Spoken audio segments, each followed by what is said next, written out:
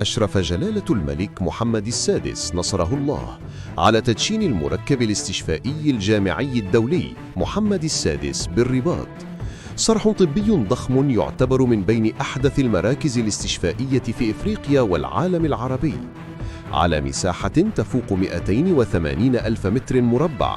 يضم المستشفى أكثر من 600 سرير قابل للتمديد إلى 1030 قطباً طبياً في تخصصات دقيقة، منها جراحة أعصاب، القلب، الأورام والطب النووي.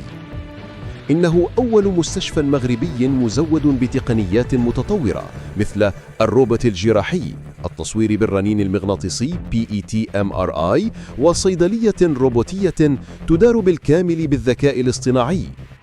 إلى جانب ذلك تتواجد داخله جامعة العلوم والصحة التي تكون أجيال الأطباء والباحثين المغاربة، ليجمع هذا المركب بين العلاج والتعليم والبحث العلمي في مكان واحد. مشروع يترجم رؤية جلالة الملك في جعل المغرب قطباً إقليمياً في الطب الحديث ومركزاً يفتخر به كل مغربي. إنه إنجاز وطني، رمز لمغرب يختار التقدم ويضع الإنسان في قلب التنمية.